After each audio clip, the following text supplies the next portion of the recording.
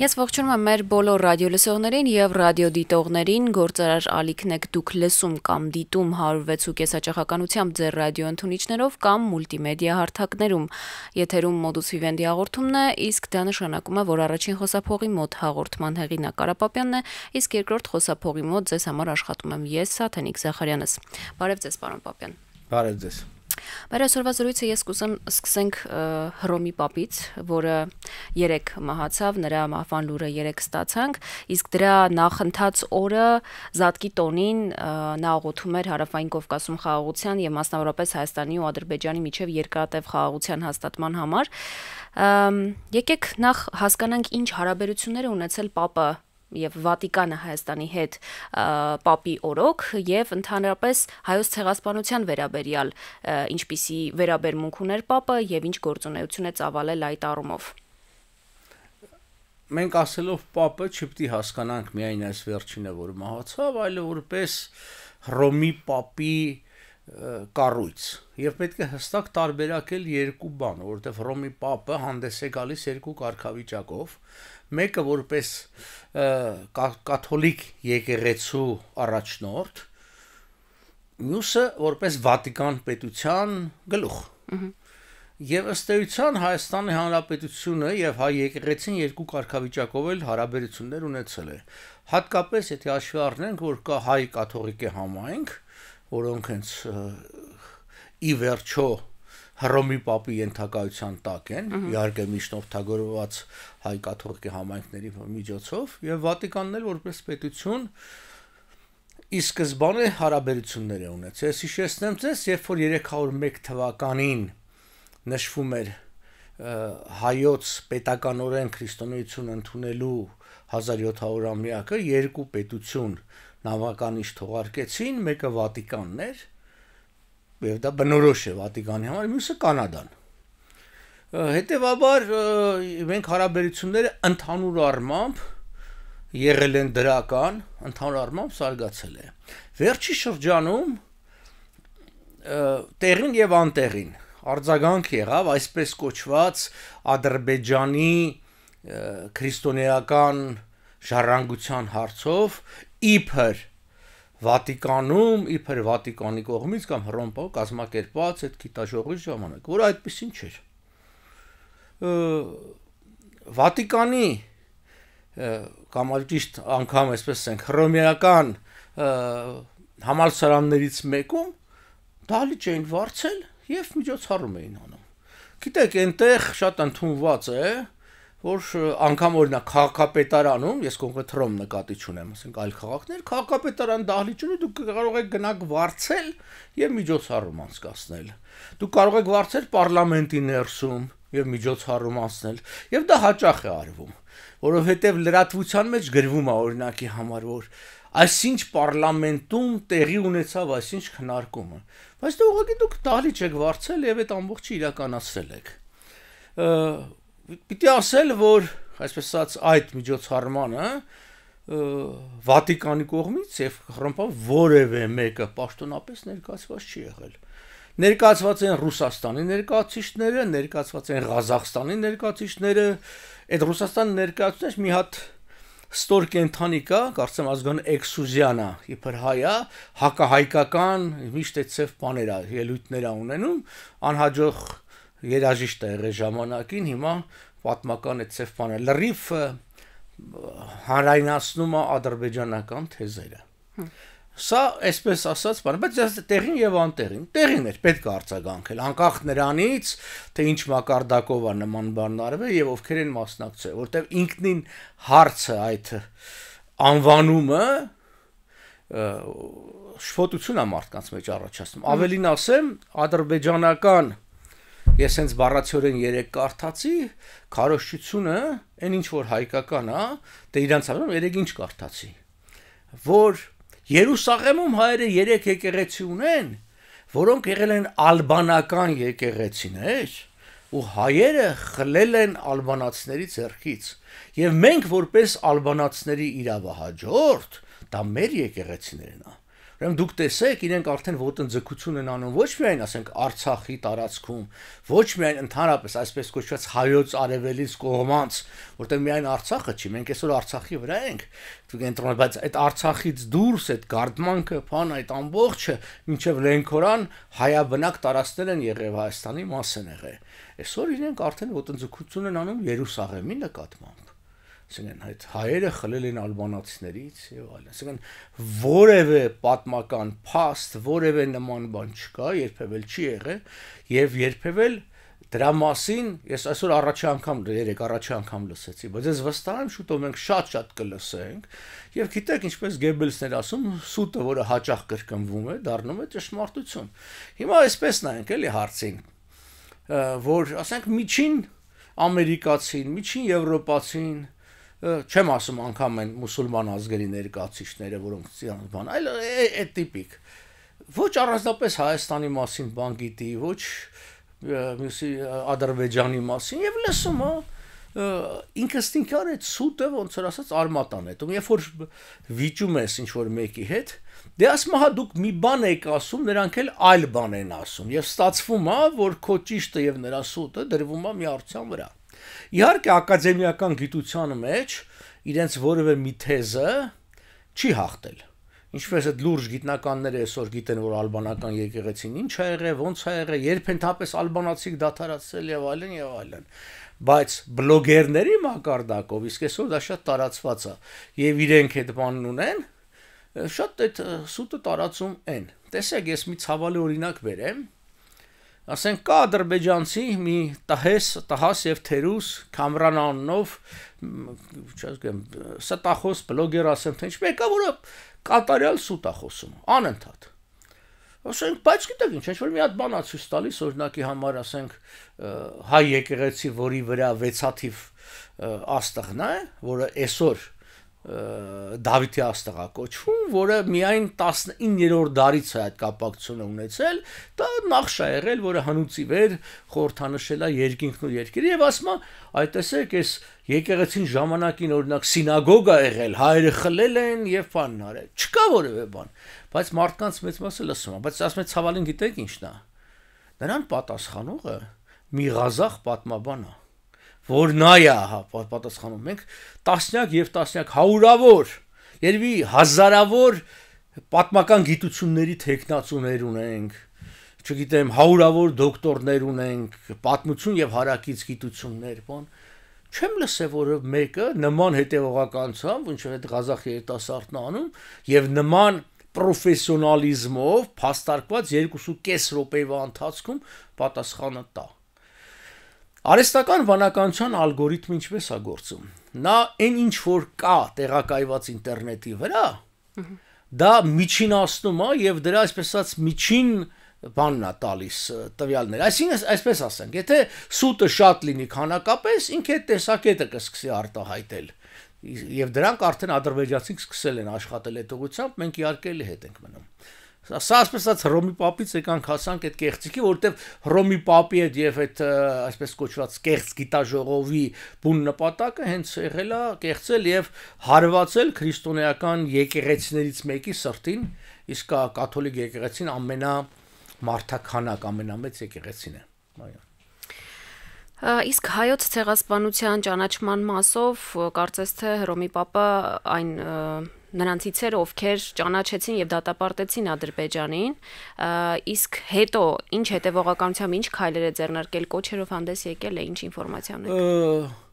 Չէ, կոչերով ես գոնե նման բան չեմ հիշում, այդ ձեր ասած խաղաղության կոչերն է եղել եւ շատերը ասում են դե մյուս երկրների մասն է խոսքը, դա դե մեզ ձեռ չի տալիս, այո, բայց եթե կներեք, ոնց որ ասած քո իշխանությունը դրա մասին է խոսում եւ մարդկանց տպավորությունը դա է, բնականաբար իրենք ինչ պիտի իմանան, ինչ պայմաններով, այսինքն 17 կետ դեմ են տվել, մենք ընդունել ենք, հետո էլ 9 հատ էլ լրացուցիչ են հիմա էլ առաջարկում, թե դա եղել է արժանապատիվ փոխշահավետ խաղաղություն, երբ որ Ցյուրիխյան արձանագրությունները նախաստորագրվեցին, հետո ստորագրվեցին, հիշում եք Ցյուրիխում Սերժ Սարգսյանի ժամանակ, էլի հայ-ադրբեջանական, հայ-թուրքական կներեք, հայ-թուրքական, Ես ահագին շնորհավորական նամակներ բաներ ստացա իմ ընկերներից Եվրոպայից, որ տեսեք, հայկական հարցը լուծվում, այդ երբ որ ես բացատրեցի, չէ, չի լուծվում, մենք ուրանում ենք ուղղակի հայկական հարցը, իրանք նոր զարմացան եւ այլն։ Հիմա նույնն է, մարդիկ այսօր վերնագրերի դարաշրջան է, ես ինքս բախվել եմ դրան։ Այսինքն ես կես ժամ, մի ժամ ինչ որ մի բան եմ խոսել, բայց վերնագիրը, որը ես չեմ դնում, բան ասենք, ինչ որ մեկը մի հատ վերնագիր է դրել ու վերջացավ, այդ վերնագիրն է իր տեղը անում։ Թե ես այդտեղ դրա մեջ դրա հակառակն եմ ասել կամ ոնց որ ասած այլ ձևակերպումներ ա եղել, դա էական չի։ Ես նաև լրագրողների հետ բախումներ եմ ունեցել այն բանով, որ ընդհանրապես հակառակ ձևակերպումն է եղել իմ մտքի մեջ, ինքը բառը ավելացրել եւ դրելա որպես վերնագիր եւ լրիվ հակառակ իմաստն է եղել։ Հռոմի եկեղեցին հսկայական քանակությամբ արխիվային նյութեր ունի, ընդհանրապես հայ ժողովրդի մասին։ Այդ թվում ցեղասպանություն եւ իրաք առանձին հատորներով հրապարակել են։ Բայց ես պիտի ասեմ, որ մենք հայերս լավ չենք օգտագործում այդ հնարավորությունը։ Ես ինքս որպես իրանագետ, պարսկագետ շատ ծանոթ եմ այդ իրենց աղբյուրներին, հռոմեական կաթոլիկ եկեղեցու, որտեվ հռոմեական ասած այն ժամանակ արդեն հռոմի կայսրություն իհարկե չկար, ես խոսում եմ միջնադարի ու միջնադարի մասին, որտեվ այդ շրջանով զբաղվել եմ Սեֆևիներով, նրանց ռակկոնում եւ այդ ժամանակ ձևավորում էր հակաօսմանյան ճակատը, արևելքից Պարսկաստանը, արևմուտքից հիմնականում Վենետիկ իտալական պետություններ եւ այլ երկրներ։ Իսկ իրենք հարյուրավոր բաներ ունեին, եկեղեցականներ ունեին ուղարկված այս միջին արևել կաթոլիկություն տարածելու համար եւ այլն։ Եվ իրենք շատ պարտաճանած զեկուցագրեր էին գրում։ Այս բոլոր զեկուցագրերը կա, միայն ցեղասպանության մասին չէ։ Ցեղասպանության մասն էլ կա, այսինքն այն մենք որ այսօր բանը բացառությամբ կարծեմ 21 թե 22 փոքր հատոր ունենք տպած օտար աղբյուրները հայերի եւ Հայաստանի մասին, դա Արարագիտության ինստիտուտն է տպել դեռ սովետի ժամանակվանից, ի տարբերություն Ադրբեջանի, որը այսօր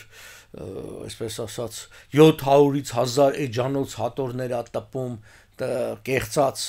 սկզբնաղբյուրներից, իսկ սկզբնաղբյուրները կարևոր է, որտեղ ես դու սկզբնաղբյուրը դնում ես շրջանառության մեջ, ամեն մեկը տասնապատկվում է տարբեր աշխատությունների մեջ, դա պիտի արվի եւ նաեւ պիտի մի բան հստակ հասկանանք, որ ի վերջո դեռևս քրիստոնեությունը մնում է ամենամեծ կրոնական համայնքը, ճիշտ ամենաաճի տեմպերով իսլամն է, բայց այդ ինքը ամենամեծն է, դες դրանց մեջ էլ ամենամեծը կաթոլիկությունն է եւ եթե մենք օրինակի համար, չգիտեմ, լատինական Ամերիկայում ազդեցություն ենք ուզում, այնտեղ մենակ այն փաստը, որ, չգիտեմ, Նոյան տապանը Արարատ լեռան վրա է, իջել իսկ Արարատ լեռը հայոց լեռ է, թե որ ոմանք ուրանում են, ֆոտելով պետական սահմանը եւ սարի պատկանելությունը դա մեր մշակույթի, մեր ժառանգության մասը, մեզանից խլված, բայց մեր ժառանգության մասը կարծես այդ հիմքերը ստեղծում։ Ես իմ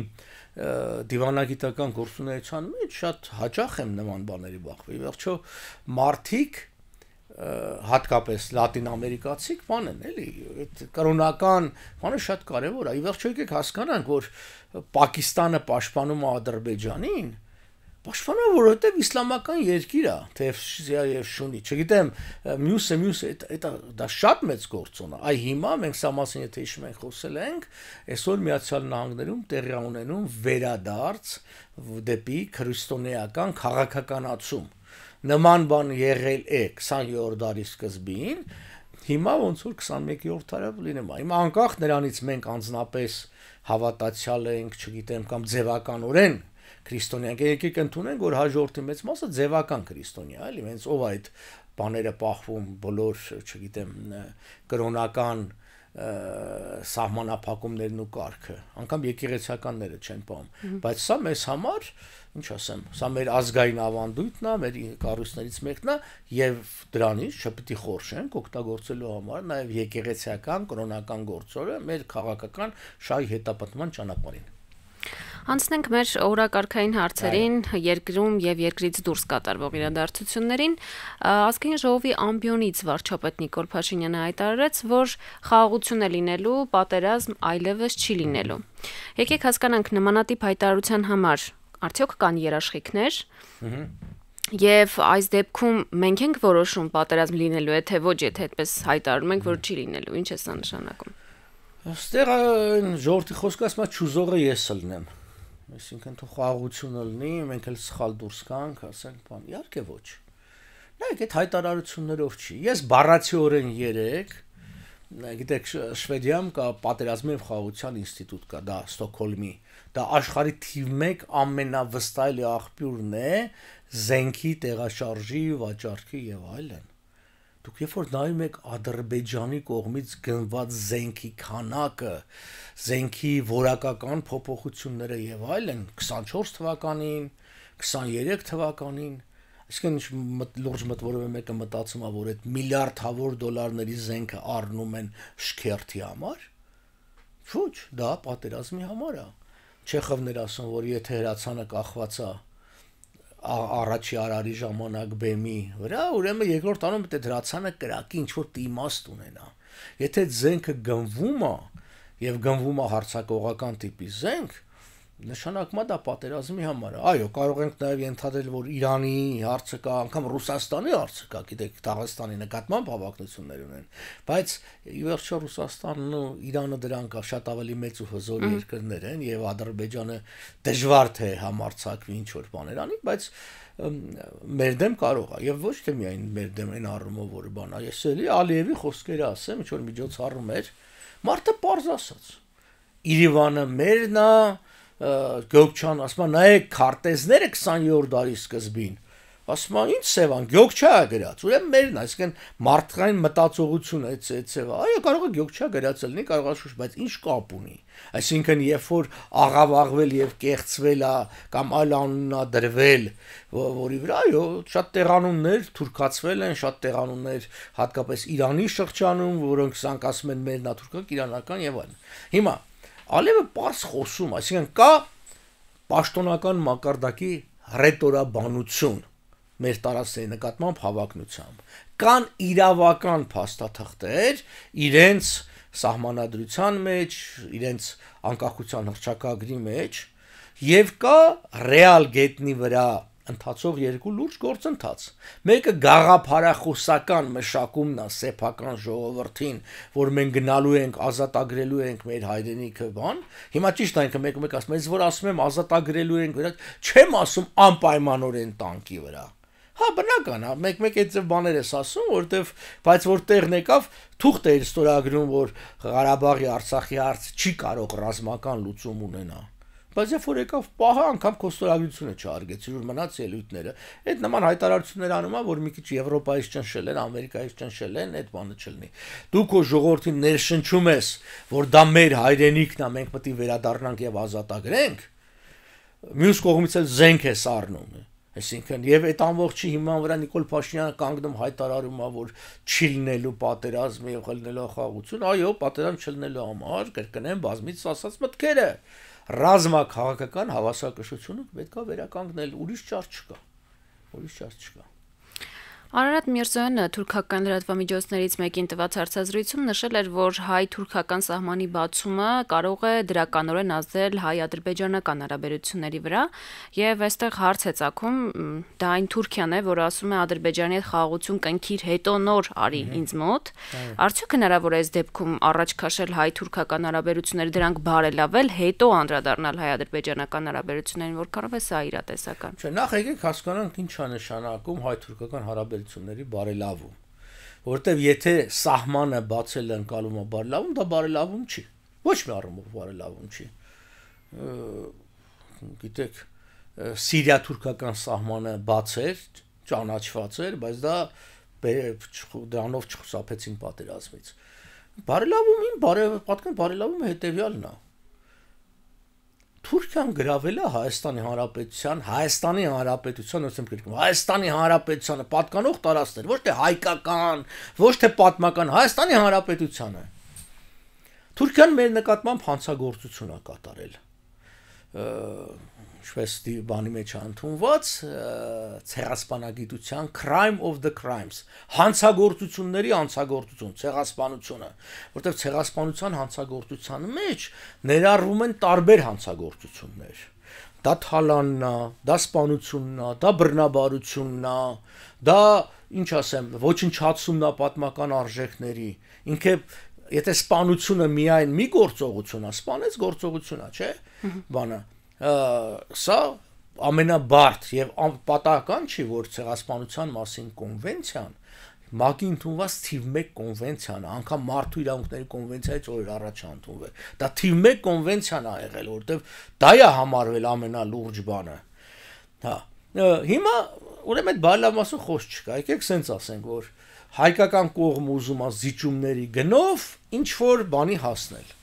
էլի չեմ ուզում տնտեսականին անդրադառնամ 40-ից ավել հոդված են բերել սահմանի բացում Հայաստանի համար տնտեսապես վնասակար է տնտեսապես անգամ կործանարար է գյուղատնտեսության համար պետք եղավ էդ էլ կապացենք բայց եկեք մի բան հասկանանք որ այո այսօր որոշակի լարվածություն կա թուրք ադրբեջանական հարաբերությունների մեջ հիմնականում դա պայմանավորված է Իսրայելի նկատմամբ երկուսի տարբեր մոտեցումներին, բայց իրանց հարաբերությունները այնքան խորն են եւ այլն, որ դա չի անդրադառնում։ Պարզ ասած, եթե Ադրբեջանին ձեռք չի տալիս Թուրքիայի հետ սահմանը բացելը, Թուրքիան չի բացի, եթե Թուրքիան ձեռք չի տալիս խաղաղության պայմանագիր ճակերտների մեջ այդ խաղաղության Ադրբեջան չի ստորագրի։ Անկախ նրանից ով ինչ է հայտարարում։ Գիտեք, ես բավականին երկար եմ եղել դիվանագիտության մեջ եւ պիտի ասեմ Այն ինչ որ մարդիկ տեսնում են այն հայտարարությունները, դա դիվանագիտության եւի 20%-ն է։ Եվ հաճախ այդ հայտարարությունները արմատապես տարբեր են այն գործընթացից, ինչ որ տեղի է ունենում։ Դու երբեք չես կանգնում հայտարարություն ասած, որ գիտեք ինչա, մենք այս խնդիրներն ենք անում, սա ենք քննարկում։ Չէ։ Դու ասում ես այն ինչը դու նպատակահարմար ես գտնում, որ հասարակությունն իմանան։ Հասարակությունն իմանա դրա մասին։ Դրա համար նախ հնարավոր կլինի հայ-թուրքական սահմանը բացել միայն այն դեպքում, երբ որ այսպես Զանգեզուրի միջանցքը բացվի, բայց դա ինչ է տալու Հայաստանին։ Ես սա չեմ կարող հասկանամ, որ անընդհատ ես հասկանում եմ, որ Գրզոն հողամասել է ինչ որ առել բաների կողքեր այդ սահմանակետերի բան եւ թան գնով կվերավաճառի հետո պետությանը։ Ես հասկանում եմ, որ ոմանք եւս այդ ամբողջը առել են, մամուլի մեջ է եղել այդ ամբողջը, այդ բաները ոնց որ ասած, իմ պնդումը դրա հիման վրա է։ Կարան անհատ մարդիկ շահեն, բան չունեմ ասելու։ Բայց ինչ է շահելու հայ գյուղացին, երբ որ էժան գյուղամթերքը Թուրքիայից մտնի Հայաստան եւ ինքը չկարողանա վաճառի։ Ես ինչքան էլ նախ հայրենասեր լինեմ, գնում եմ բանջարեղեն առնելու, նախ ես չեմ ամեն անգամ հարցնում, որ գիտեք ինչ այսի թուրքականա, ուզբեկականա, թե ինչ, կամ որ հարցրեցի ինչ։ Ասեն հայկական է, կդնեն կծախ ինչպես հիմա։ Լիքը թուրքական բանջարեղենա ծախում, մենք խաբալել չենք լնում։ Եվ բանջարեղեն կա, որ իր բոլոր թեև թղթերով լավ է գալիս, բայց իր պեստիցիդների բաների կան շատ վնասակար։ Ասած հետեւյալն է։ Ես մտել եմ տարբեր բանալ, խնդրել եմ ինձ հիմնավորեք տնտեսական առավելությունները ինչա։ Ես հիմա մի փաստ եմ ասում։ Գյուղ մթերքը թուրքական շատ ավելի էժան է, քան հայկական, նա կմտնի հայկական շուկա, հայ գյուղացին չի կարող վաճառի իր գյուղ մթերքը առավել եւս ամբողջ ջերմոցային տնտեսությունը կկործանվի, որտեվ Թուրքիան կամ Արևմտյան Հայաստանը կամ ասեն այդ մասը շատ ավելի բերի հողեր կա հարավ, այսինքն այն 1-1.5 ամիսը որ ջերմոցները պիտի իրենց բերքը վաճառեն, դեռ չի հասել գարնանայինը, բանան չեն կարողանալու, որովհետեւ լցվելու է թուրքականը։ Հայ գյուղացին չի կարողանալու վաճառել, որտեվ թուրքական էժան է, իսկ ինչա լինելու թուրքական էժան։ Այնտեղ օբյեկտիվ պատճառներ կան, կրկնեմ, հողի բերություն, մեծ հողակտորներ, ցածր տոկոսադրույքներ, արկերի եւ այլն։ Եվ ի վերջո դա շուկայական հարաբերությունների վրա կայացած է, մեզ մոտ սովետական է եղել եւ հողակտորներն էլ մեզ մոտ փոքր են։ Բայց կարա Թուրքիան ուրիշ մի բան անի եւ դա անում է։ Ինքը սուբսիդավորում է այդ բերքը, որը պիտի Հայաստան գա։ Այսինքն ինքը կարա արհեստականորեն գինը իջեցնել, որպիսի սննկացնի հայ գյուղացուն։ Հայոց պետականության ողնաշարը դա հայ գյուղացիությունն է։ Ինչպես բոլոր ազգերի մոտ եղել դա գյուղացիությունն է։ Այսօր 2-ից ավել երեխա, եթե ունենում են գյուղերում, իսկ աճը դա բանակ են գնում, այսօր նայեք մեր բանակը։ Մեր բանակի 80%-ը, 90%-ը դրանք գյուղերից զորակոչվածներն են։ Այսինքն դա է իրականությունը։ Նա բանը, կարճ ասած, եթե դու գյուղացու սննկացնում ես, տեսեք, լոլիկի հարց է, բայց դա գալիս է անվտանգության հարց է դառնում, որտեվ դու քո բանակում զինվոր այսօր էլ չունենք, վաղը չես ունենալու, որտեվ գյուղացին սննկանալու է, ստիպված գնալու է բատրակություն անի կամ Ղազախստանում կամ Ռուսաստանում, չուզենալով եւ այլն։ Իսկ այն որ իրենք դա կարող են անել, ակնհայտ է։ Դրանք դա կարող են անել էլի գանք ադրբեջանա-թուրքական հարաբերություն, անգամ ադրբեջանական փողերով։ Լիքը դեպքեր կա մենք գիտենք, որ Ադրբեջանը փող է հատկացրել Թուրքիային, որոշակի քաղաքականություն իրականացնելու համար, թե ծախսի հետ է կապված։ Էլ չեմ ասում նաև տարբեր կազմակերպություններ, ինչեր Հռոմի Պապը կամ կաթոլիկ եկեղեցին Ադրբեջանի հետ լավ, այսպես ասած, որովհետև բազմաթիվ կաթոլիկ եկեղեցիներ նորոգում են, փող են տալի միլիոնավոր դոլարների հրատարակության համար եւ այլն, այսպես ասած բարի կամք են դրսևորում եւ դու ոնց ասած չես կարող ոչ հրաժարվել, ոչ էլ դրա մեջ, այո, դու կարաս ենթադրես, որ դրա միջոցով ինքը քո վրա ազդեցություն է բանում, բայց դու ինչ պիտի ասես, ոչ ես ասի, չգիտես, այս եկեղեցին մի նորոգի կամ բան, մի արա։ Իմիջիալոց ասեմ նույն անունը ռուս եկեղեցու հետ։ Հիշեցնեմ ձեզ անցյալ տարի օգոստոսին, որ Պուտինը այնտեղ էր, օգոստոսի 19-ին գնացին ռուս պրավասլավ եկեղեցի, որտեղ այդ եկեղեցու առաջնորդը հայտարարեց, որ Բարթուղոմեոս առաքյալը Ադրբեջանում է թաղված եւ զոհված եւ այլն, այն դեպքում, երբ որ Բարթուղոմեոսը, Թադեոս եւ Բարթուղոմեոսը հայ առաքելական եկեղեցու հիմնադիրներն են, դա իդեպ ոչ թե կաթոլիկ եկեղեցու առաջնորդ, այլ Պրավասլավ եկեղեցու առաջնորդը հայտարարեց, շատ հետաքրքիր է։ Հռոմում տեղի անում գիտաժողով, որին ֆիզիկապես որևէ մեկը ոչ մասնակցում է, ոչ հովանավորնակատո, պրոստը ուղղակի տարածք են վարձանում են։ Արձագանքը աղմկը հարույց է, էլ եմ ասում, ճիշտ է։ Ռուսական պրավասլավ եկեղեցու առաջնորդը եպիսկոպոս, ասեմ Ալեքսի հայտարարում է պաշտոնապես, որ Բարթուղոմեոսը դա ադրբեջանական սուրբ է։ Բացի մեզանից, իմ ընկերներից, որ մենք գիտաժողով արեցինք, ոչ ոք չի բողոքում։ Ներառյալ Էջմիածինը։ Էլի մենք եկանք այն բանին, որ մեզ մոտ, դեռևս այդ որ ասում են Հայաստանը հակառուսա, չէ, Հայաստանը ամենապրոռուս երկիրն է։ Ամենապրոռուս, եթե որևէ այլ երկրում մեկը հայտարարեր, որ Բարթուղոմեոսը դա ադրբեջանական սուրբ է, պատկերացնում եք կաթոլիկ եկեղեցին հայտարարել։ Ճախել էին մեջտեղից կաթոլիկներն, հիմա ուրախանում են շատ են, Հռոմ Պապին շլավ էր մեռավ, Ալիևի հետ էր հանդիպել եւ այլն։ Ախպեր օրը մեջ Նիկոլն է հանդիպում, անուն չեք տնում, այդ խեղճ բիծամարդը հանդիպել էր, անուն դրեց։ Մարդը եկեղեցյան օրոքում ինքն էլ իր բանի փակ բաժնետիրական, ի վերջո եկեղեցին դա փակ բաժնետիրական կազմակերպություն է, չէ, որի բաժնետերերը իբր ժողովուրդն է, բայց խորքի մեջ այդ վանականներն են։ Լինի հայ առաքելական եկեղեցի, լինի Հռոմ այդ բանով, եւ այդտեղ կա կորպորատիվ շահ։ Հիմա կորպորատիվ շահ, եթե եկեղեցուն որևէ եկեղեցուն պահանջում է, որ իշխանության հետ լավը լինի, իրանք լավ են։ Եկեղեցիներն ինչ են միշտ իշխանությունների հետ լավ, որտեվ շահավետ է։ Շահավետ է, նույնն էլ, ասենք, նրանք ավելի լավը չեն, այսպես կաթոլիկները, այո։ Շնորհակալություն պարոն Պապյան զրույցի համար, մեր եթերաժամանակը մոտեցավ իր ավարտին, իսկ ես մեր ռադիո լսողներին եւ ռադիոդիտողներին հիշեցնեմ, որ եթերում Modus Vivendi հաղորդումներ, իսկ մենք կհանդիպենք հաջորդ երեքշաբթի։